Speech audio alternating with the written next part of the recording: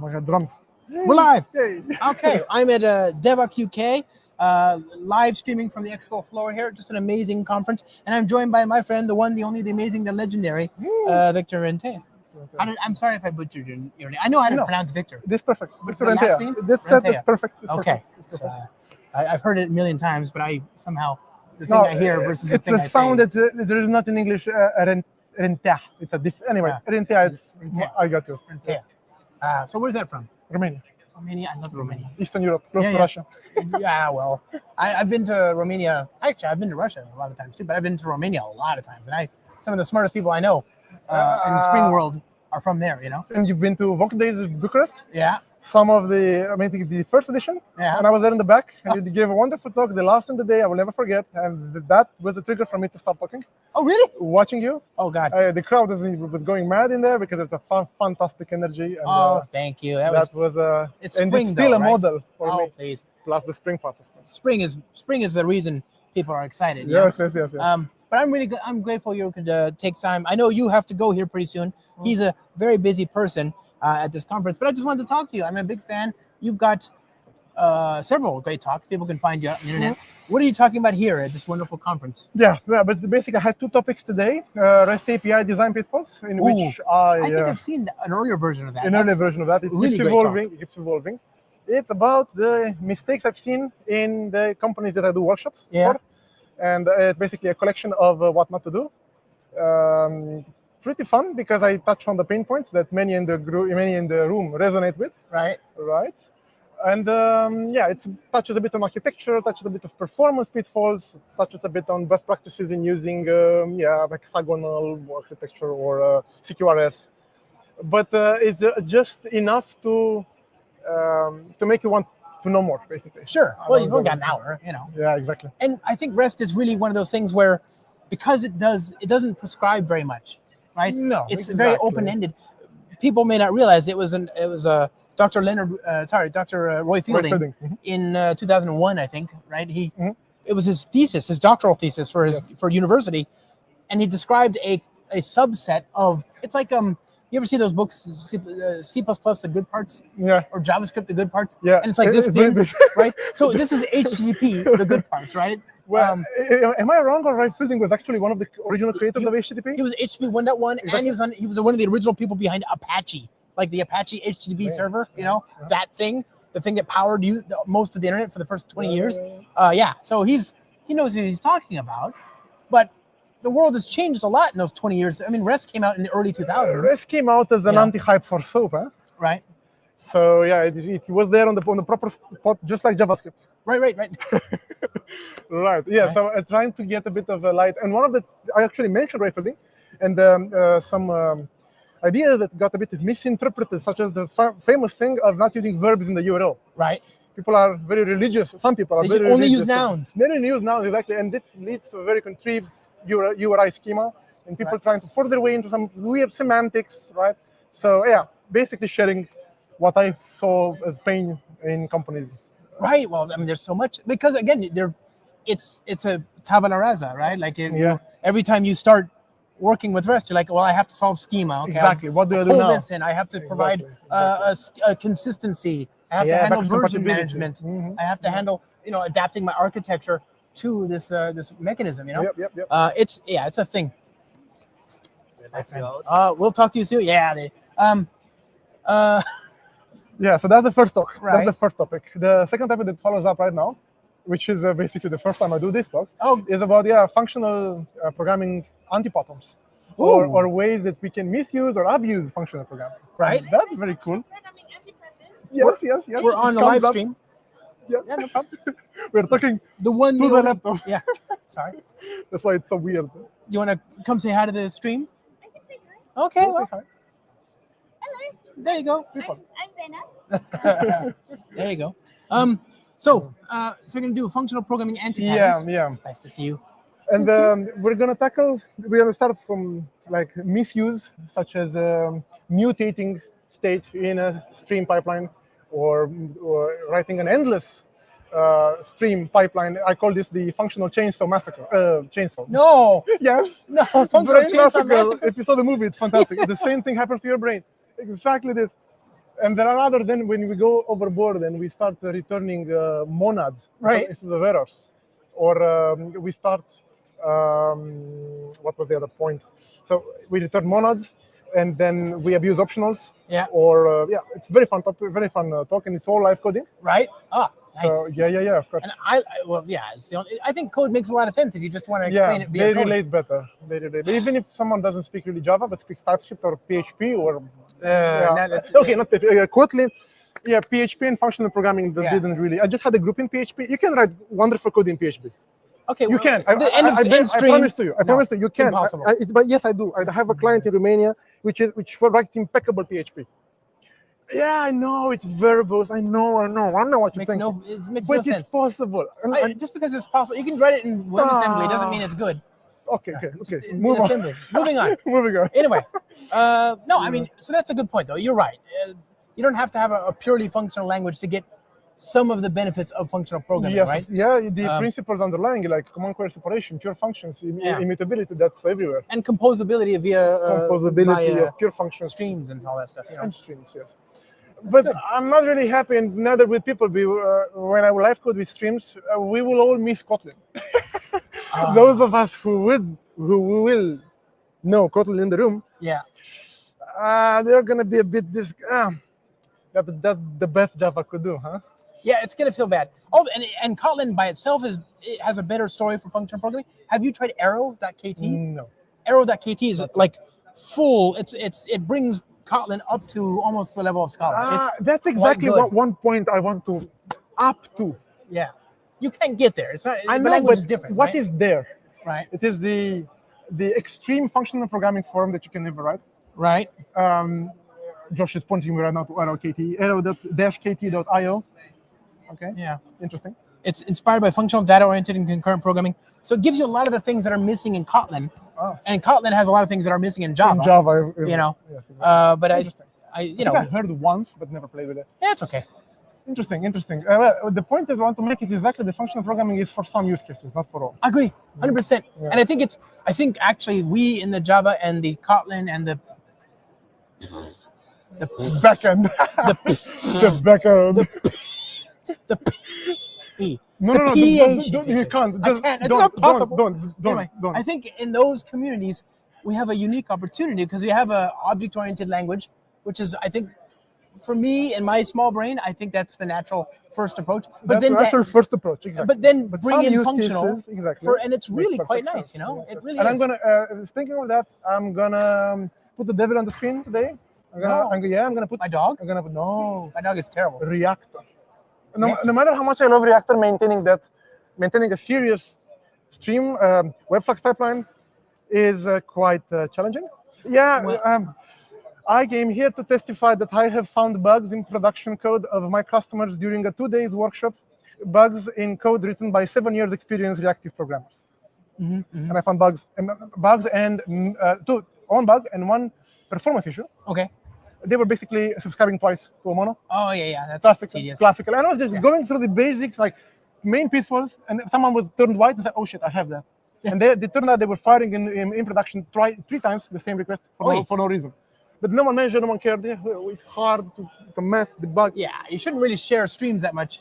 Yeah. Not streams, that was a mono, right? So, but you shouldn't pass around the reactive streams. Yeah, you shouldn't escape the scope. I know, that was one of the conclusions of the workshop, but it's extremely dangerous. No matter how much I say you love them, they're extremely dangerous, right? And I'm gonna put some reactive stream on the screen, and then it's I always say reactive programming is actually functional reactive programming. So you can't do reactive programming without being a guru in functional programming. Well, and I think that's actually the point. Is if you understand functional programming, you won't make those mistakes, right?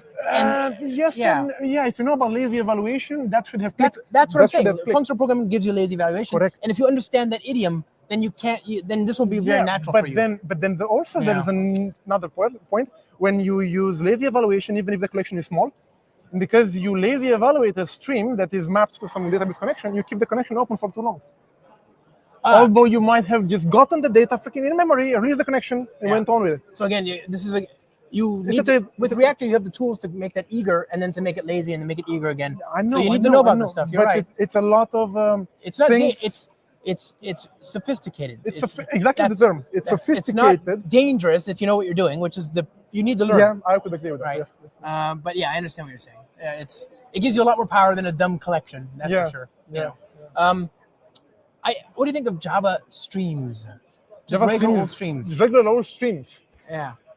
Well, I think a lot of the people listening are either in the learning or in the how to phrase it. There is the hype and anti-hype on anything, right? Sure. Yeah. Most people, when they come to Java, they don't come up with a strong functional programming background. They just come with some object-oriented background, right? And then they have their stream. And there's this cool guy in the corner who's doing streams all day, right? And they fall in love with it. And when they fall in love, they tend to abuse them. And then they fall into after a few years, they go into the anti-hype. Right. They hate streams and they go back to force. Yes, I've seen it. I've been there. I've done that. But nowadays, when I look at some legacy code, or some code from my clients, the moment I slice down a for loop to do just one thing, and that's several lines long, from then on, I tell them, you can just alt enter the for, the IntelliJ will turn it into a string. Right. And you can turn it back. I don't give a shit. I don't care. Yeah. It's a matter of taste. Yes, of course. It's a matter of taste. What I care more about is slicing things to small bits. Yeah, composability. And that's one of the things where functional programming pushes you to have a precondition and a post-condition. And so if you aim for functional programming, you're going to have to slice down your code in pure functions, in small bits, much more than if you would stick to an object-oriented, traditional imperative style. Right, because it's so easy to stick everything in a big class. Yeah. But I believe that the chase is better than the catch. Now, you aim for functional programming, but where you want to go is clean code, basically. Yeah. Small bits, composable pure functions. Yeah? And then you can just ditch the functional programming religion. You can just say, okay, I have small code, composable code. Yeah, is good enough. Very 3 good. or 4, it's up to you. One of the things yes, I agree. One of the reasons I like streams, I mean, I do for loops by default. For loops. The first thing that comes. It's not hard to express things as a stream, and where it comes really handy is suddenly, if I want to do things concurrently, it's a switch, concurrent streams. Just a very quick. I know, stream. but how do you propagate thread locals? It's a nightmare. It's a nightmare. How do you propagate trace IDs? Right, I know. What happens with transactions? What happens with there? Transaction. Okay. So many unknowns. Yeah, of course. Whenever you play multi-threading, it starts to you open a Pandora box. Okay, you're right. Transactions and anything with thread locals, it start to get very tedious. I like parallel streams for highly CPU intensive work, right. But 5 lines long and that's it. Yeah, not a whole thing parallel stream. That's right. Recipe for disaster. No, just one little part of it. Exactly. Where I want to do this little bit. And always measuring on the flight recorder. Yeah. To see that the time is lost in CPU in there, that you're not blocking. And also making sure, but also making sure that the context switching is not more than the cost of the computation. Interesting. Right? If I switch, you could have a loss of concurrent threads, the cost of switching between threads in the scheduler. I explain this. I show measurings with Java measuring harness. Right. In my performance training, I do exactly this. I show them, look, we parallelized the 100 elements and we lost performance. Right. Exactly. Exactly. Exactly. If the thing you're doing is IO bound or takes a long time, then it's good to concur. Data oriented, right? Metric oriented. You profile things. You see where time is lost. You prove that the time is lost during CPU work, not blocking some sockets. Right. So then that part, you look if you can parallel stream it. Right. Amazing.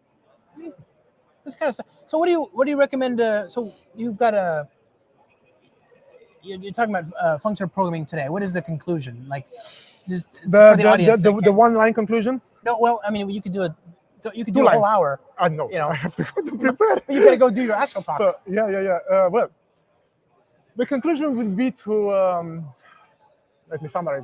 Compressing.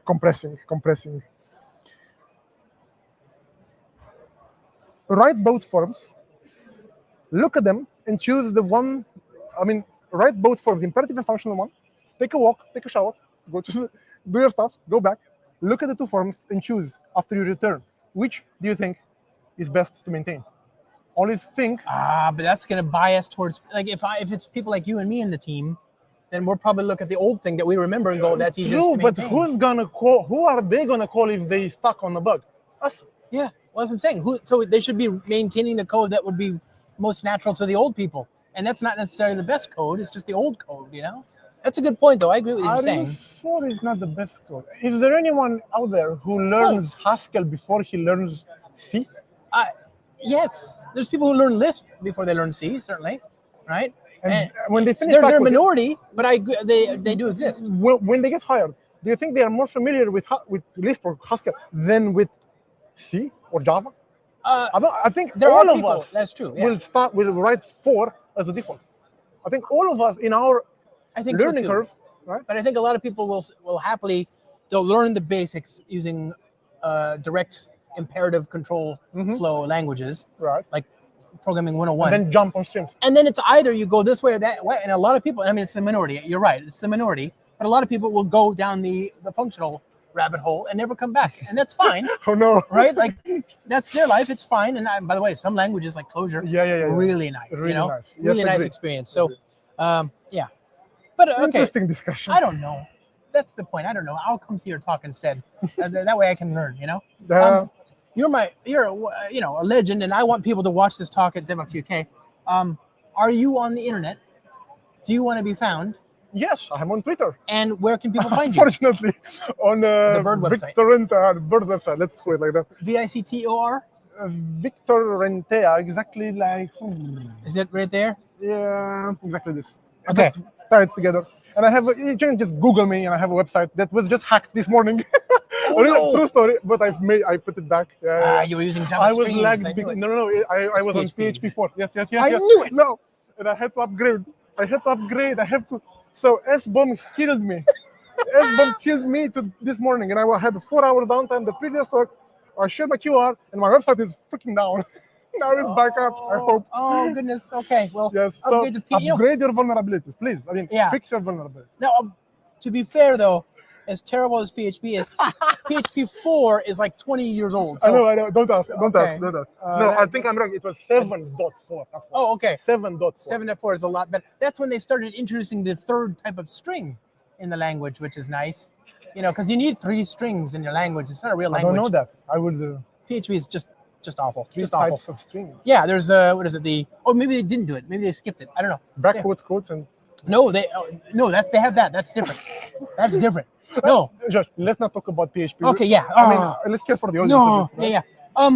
So VictorRentea.com. Romania. Romania. Okay. Yes. And the talks are called. What's the talk here called? So people can watch the video on YouTube. The first one was REST API design pitfalls. The second one was functional programming anti-patterns. Okay. You, my friend, are an amazing person. Thank you for hanging out.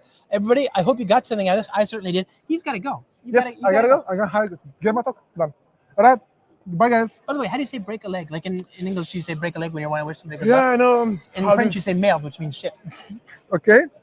Prost. No, this is another language. That means cheers. That's yeah. In what language do you want to? Good luck. Good luck. In Romania. In Romania. Like when you go, not good luck in general, but for performance.